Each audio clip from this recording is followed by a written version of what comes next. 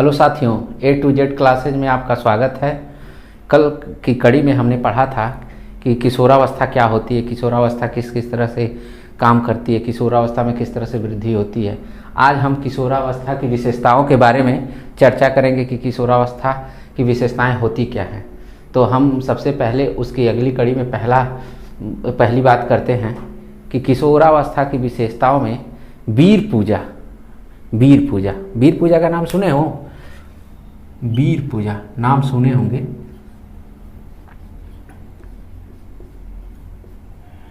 ये वीर पूजा होती क्या है? इस अवस्था में, किशोरावस्था में बालक क्या करता है कि किसी को अपना आइडियल मान लेता है, किसी को भी, और उस आइडियल को मानने के बाद उन्हीं की तरह कार्य करना चाहता है। जैसे कुछ लड़कियां होंगी, हीरोइनों को आइडियल मान ली, इंदिरा गांधी को आइडियल मान लेंगी। बहुत सारे महापुरुष हैं, विदुषियाँ हैं, उनको अपना आइडियल मान लेते हैं। ठीक, उद्योगपति हैं, उनको आइडियल मान लेते हैं। फिल्मकार हैं, उनको आइडियल मान लेते हैं। जो हमारे इतिहास में घटनाएं घटी हैं, कौन महापुरुष, कौन नायक बहुत अच्छा है, उसको हम आइडियल मान लेते हैं। तो इस तरह से किशोर और किशोरियों में वीर पूजा की भावना पाई जाती है। ठीक, उसी को आइडियल मान के वो अपना सोचते हैं कि उन्हीं की तरह हम सोचें, उन्हीं की तरह जैसे वो रहते थे उसी की तरह हम रहें और उसी तरह का हम वर्क करें। इसीलिए कहते हैं कि किशोरावस्था में जो सबसे महत्वपूर्ण विशेषता पाई जाती है वो वीर पूजा की पाई जाती है। ठीक, इसमें कुछ पॉइंट है, बस वो नोट कर लीजिएगा, आपको याद आ जाएगा। जैसे महापुरुष, किसी भी महापुरुषों को, ठीक, हीरो हीरोइनों को, हीरो हीरोइन को, ठीक, बिजनेसमैन,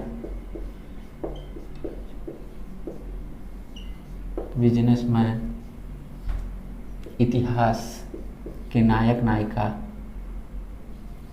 इतिहास के नायक नायिका,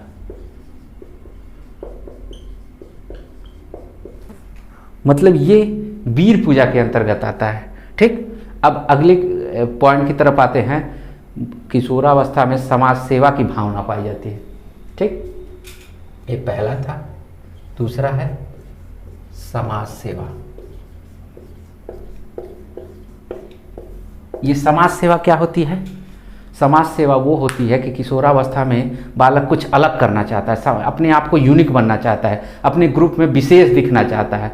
तो वो क्या करता है? समाज में कुछ ऐसे कार्य करना चाहता है कि जिससे लोग उसको जानें, उससे उसकी ख्याति बढ़े, उससे पहचान बने। इसलिए समाज में कुछ न कुछ ऐसे कार्य करता है जिससे उसकी ख्याति बनी रहे। अच्छा, ये अच्छा काम करते करते कब वो बुरा काम करना सीख जाता है जिससे उसकी ख्याति न बन के क्या हो जाता है, बुराई उसकी लोगों के सामने आ जाती है। तो इतना स्मार्ट तो बनना समझ में आता है, वो ओवर स्मार्ट बन जाता है और उसी में उसकी समाज सेवा की जो भावना है कहीं अर्थ का वो अनर्थ कर देती है। ठीक, इस अवस्था में कहते हैं कि जो समाज सेवा होती है वो बालक करके अपनी पहचान बनाना चाहता है। तो इसको एक लाइन में लिख सकते हैं कि अलग पहचान बनाने के लिए, अलग पहचान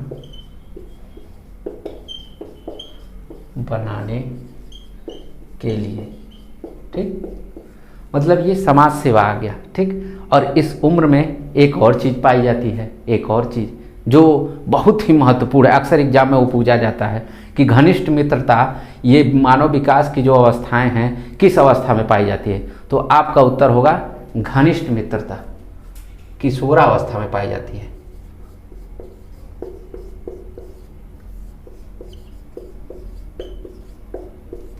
घनिष्ठ मित्रता, एक घनिष्ठ मित्रता होती क्या है?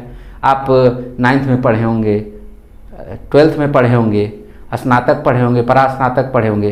तो आपके क्लास में जितने लोग पढ़ते थे, क्या उतने लोगों से आपकी मित्रता थी? हेलो हाय वाले दोस्त तो अलग होते हैं, लेकिन घनिष्ठ, आप अपनी बात को शेयर कर सके, कुछ भी कह सके, उनसे बिना झिझक के, बिना डरे हुए, वो क्या होते थे? घनिष्ठ मित्र हुआ करते हैं। ठीक, और आप कुछ भी बातें उनसे कह के शेयर कर लेते हैं। वो क्या होते हैं? 2, 4, 5 ही होते हैं। ये नहीं कि पूरी क्लास में 100 विद्यार्थी हैं, चाहे 120 विद्यार्थी हैं, चाहे 50 विद्यार्थी हैं, तो 50 चाहे 100 चाहे 120 मित्र होंगे ना, होंगे। लेकिन इस तरह से हेलो हाय वाले बस मित्र होंगे। ठीक, लेकिन जो घनिष्ठ होंगे वो अपने होंगे, जो 2-4 ही लोग होते हैं।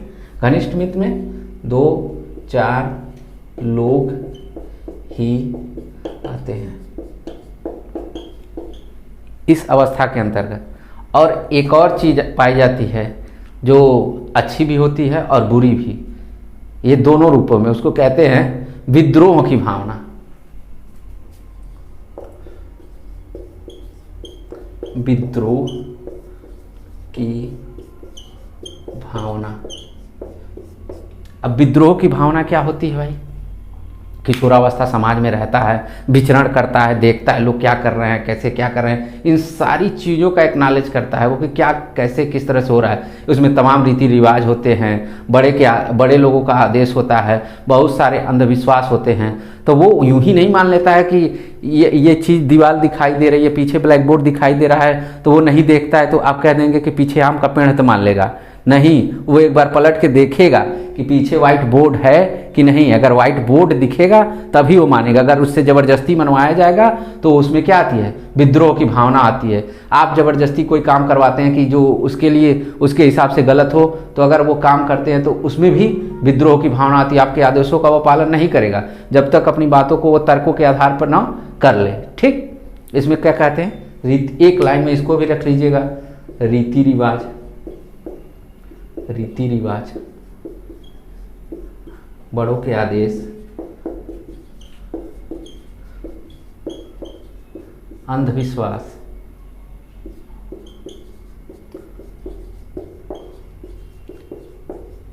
मतलब ये तर्क के आधार पर ही वो इसका मानता है, तर्क के आधार पर। विद्रोह की भावना जो होती है वो तर्क के आधार पर जब तक वो सेटिस्फाइड नहीं होता है तब तक आपकी बातों को मानने वाला नहीं। आपको आम को इमली कहेंगे तो वो नहीं मानेगा जब तक उसके तर्क, उसको नीति, उसकी बातें उसको सेटिस्फाइड नहीं करती हैं। ठीक, अगली हेडिंग आती है अपराध की प्रवृत्ति में विश्वास। अपराध की प्रवृत्ति में विश्वास।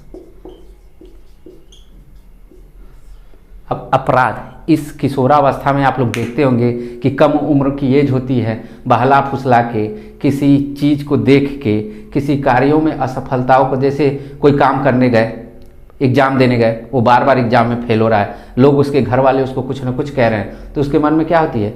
निराशा आती है। बार बार उसको असफलताएं मिलती हैं तो भी वो परेशान होता है। ठीक, प्रेम का अभाव, इस उम्र में ज़्यादा प्रेम होता है। ठीक, और प्रेम के चक्कर में भी वो किसी चीज़ को पाने के लिए भी अपराध करता है। ठीक, तो ये सारी चीज़ें अपराधी प्रवृत्ति की जो विश्वास अंदर चला जाता है कि किसी चीज़ के लिए असफल हो रहे हैं, छोड़ो ये काम करते हैं, अपराध वाला काम कर लेते हैं। जो चीज़ समाज के लिए बुराई हो और वो वही रास्ता पकड़ लेता है, उसको उसी चीज़ में आनंद आने लगता है। इसीलिए कहते हैं कि अपराध की प्रवृत्ति में विश्वास करने लगता है वो, क्योंकि वो हर चीज़ से असफलता, निराशा प्राप्त हो रही है, प्रेम का भी अभाव हो रहा है। ठीक, इसको एक लाइन में कह सकते हैं, निराशा, असफलता,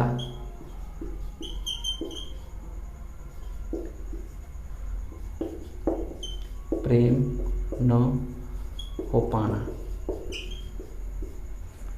ये सारी चीज़ें हैं। अब अगले पॉइंट की तरफ चलते हैं। ठीक,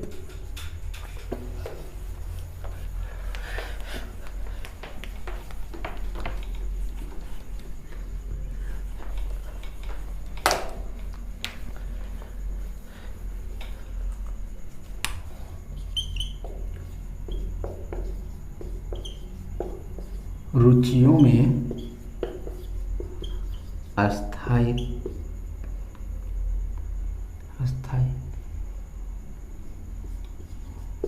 स्थायित्व। अब रुचियां उसकी हमेशा परिवर्तित होती रहती थी। बाल्यावस्था में रुचियां उसकी इस तरह से आप लोगों ने देखा होगा कि रुचियों में परिवर्तन, ये हेडिंग देखी होगी आपने। लेकिन आजकल ये किशोरावस्था में क्या था कि उसकी रुचियां जो उसमें परिवर्तित, उसमें डॉक्टर बनना चाहता था, इंजीनियर बनना चाहता। इस अवस्था में उसकी रुचियां अस्थायी हो गई हैं। ठीक, वो जाता है सिनेमा हॉल में, जाके देखता है, उसको जो मन करता है तो उससे कुछ सीखता है। अब ये मान लेता है कि हमको बनना क्या है। उसकी रुचियां कहते हैं कि इंजीनियरिंग की पढ़ाई करेंगे, डॉक्टर बनना है, मेडिकल इंजीनियरिंग की पढ़ाई करेंगे, इंजीनियर बनना है, मेडिकल की पढ़ाई करेंगे, डॉक्टर बनना है, बिजनेसमैन बनना है। मतलब उसकी रुचियों में अब अस्थायित्व धीरे धीरे आने लगता है, क्योंकि ये समाज का धीरे धीरे प्रतिनिधित्व करने लगता है। इसलिए इसकी रुचियाँ अब अस्थायित्व, हमको लीडर बनना है। बहुत सारे बच्चे जैसे ही इंटर करने के बाद जाते हैं कॉलेजों में, विश्वविद्यालयों में, वहाँ देखते हैं कि बहुत सारे चुनाव लड़ते हैं, उसमें उनकी इंटरेस्ट बढ़ता है, वो भी नेता बनना चाहते हैं, तो उनकी रुचियों में अस्थायित्व आने लगता है। ठीक, ये कहा जाता है कि रुचियों में अस्थायित्व, जिसको कहते हैं क्या पढ़ना है, क्या लिखना है, कि रेडियो सुनना है, उनके सारी चीज़ों में कि इतने टाइम से ये स्कूल जाना है, सब अस्थायी हो जाता है। ठीक, पढ़ना लिखना बस लिख लीजिए, इतने से समझ लेंगे।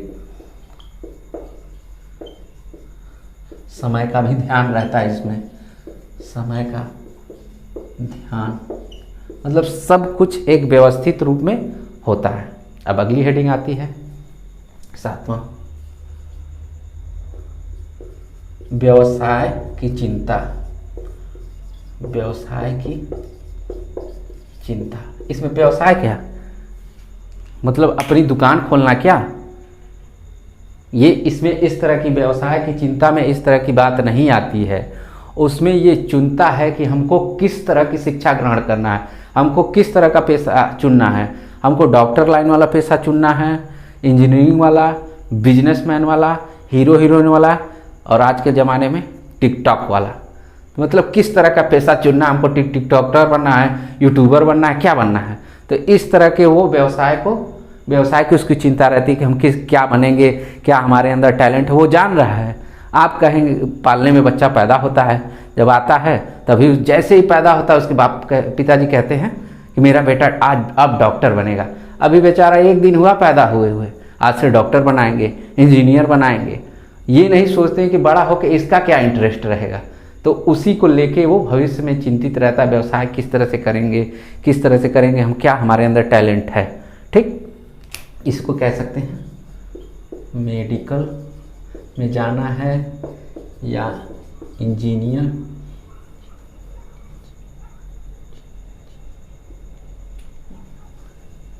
मैकेनिकल,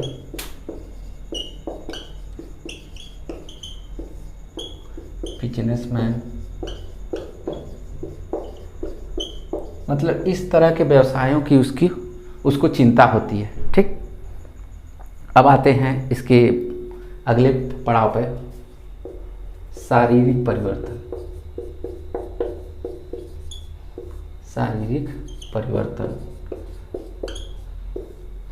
शारीरिक परिवर्तन तो शुरुआत से किशोरावस्था में होते रहते हैं, जन्म के समय से ही शारीरिक परिवर्तन होते रहते हैं, लेकिन इसमें कुछ अजीब तरह के शारीरिक परिवर्तन होते हैं, जिससे बालकों में एक अचेतन कॉन्शियस जो होता है, अचेतन मन, अनकॉन्शियस माइंड होता है, वो जागृत होता है, अमूर्त चिंतन करने की क्षमता इसके अंदर आ जाती है। जब शारीरिक परिवर्तन होता है तो वो सोचता है कि मेरी ऊंचाई बढ़ रहा है, मेरा भार बढ़ रहा है, मेरी लंबाई बढ़ रही है, मेरी मांसपेशियां बढ़ रही हैं, बहुत सारी चीज़ों में परिवर्तन आता है। तो उसको देख के वो थोड़ा सा वो होपलेस होता है और खुश भी होता है। इस अवस्था में कहा जाता है कि शरीर थोड़ा सा फिटनेस पे भी वो ध्यान देने लगता है कि मेरी शरीर कैसी हो, फिटनेस के साथ वो समझौता नहीं करना चाहता है। अपने शरीर के काया को इस उम्र में कहा जाता है कि जो शारीरिक परिवर्तन हो रहे हैं, लड़कियों की लंबाई लड़कों से तेज बढ़ती है।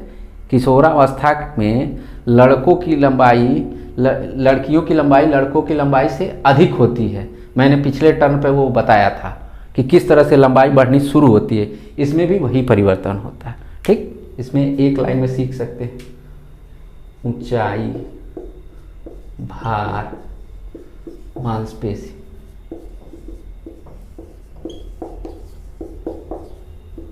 वृद्धि, मतलब इस तरह की वृद्धि होती रहती है। अब आते हैं मानसिक विकास पे।